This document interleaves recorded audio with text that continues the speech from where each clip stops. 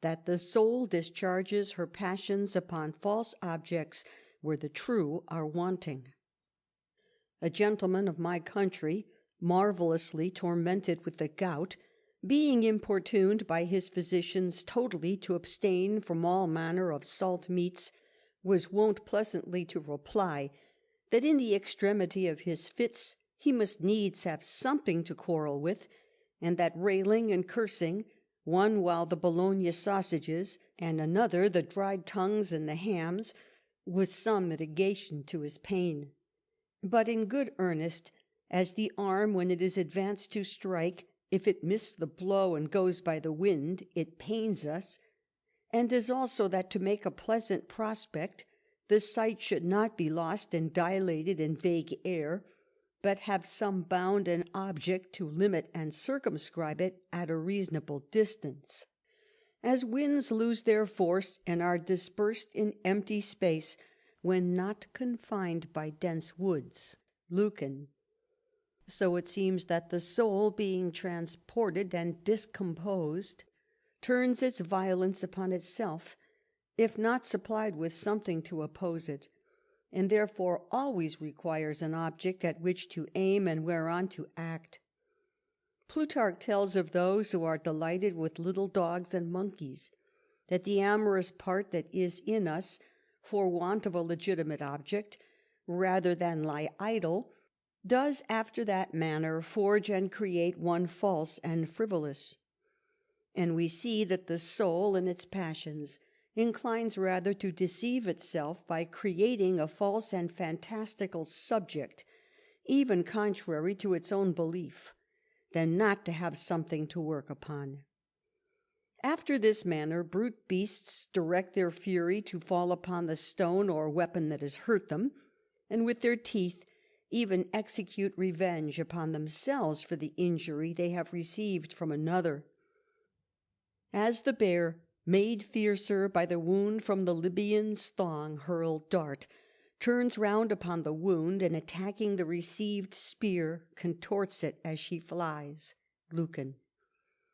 What causes of the misadventures that befall us do we not invent? What is it that we do not lay the fault to, right or wrong, that we may have something to quarrel with? It is not those beautiful tresses you tear, nor is it the white bosom that in your anger you so unmercifully beat, that with an unlucky bullet hath slain your beloved brother. Quarrel with something else. Livy, speaking of the Roman army in Spain, says that for the loss of the two brothers, Publius and Gnaeus Scipio, their great captains all at once wept and tore their hair. 'Tis a common practice, and the philosopher Bion said pleasantly of the king, who by handfuls pulled his hair off his head for sorrow, "Does this man think that baldness is a remedy for grief?" Who has not seen peevish gamesters chew and swallow the cards and swallow the dice in revenge for the loss of their money? Xerxes whipped the sea and wrote a challenge to Mount Athos. Cyrus employed a whole army several days at work to revenge himself of the river Gindus for the fright it had put him into in passing over it. And Caligula demolished a very beautiful palace for the pleasure his mother had once enjoyed there. I remember there was a story current when I was a boy that one of our neighboring kings, having received a blow from the hand of God, swore he would be revenged, and in order to do it, made proclamation that for 10 years to come no one should pray to him, or so much as mention him throughout his dominions, or, so far as his authority went, believe in him, by which they meant to pain not so much the folly as the vainglory of the nation of which this tale was told.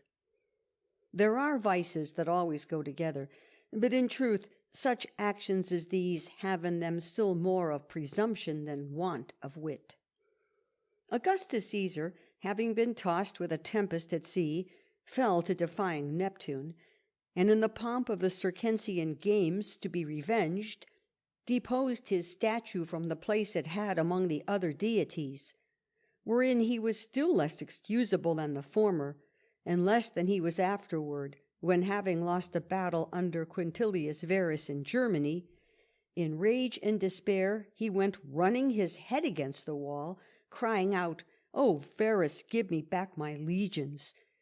For these exceed all folly, forasmuch as impiety is joined therewith, invading God himself, or at least fortune, as if she had ears that were subject to our batteries.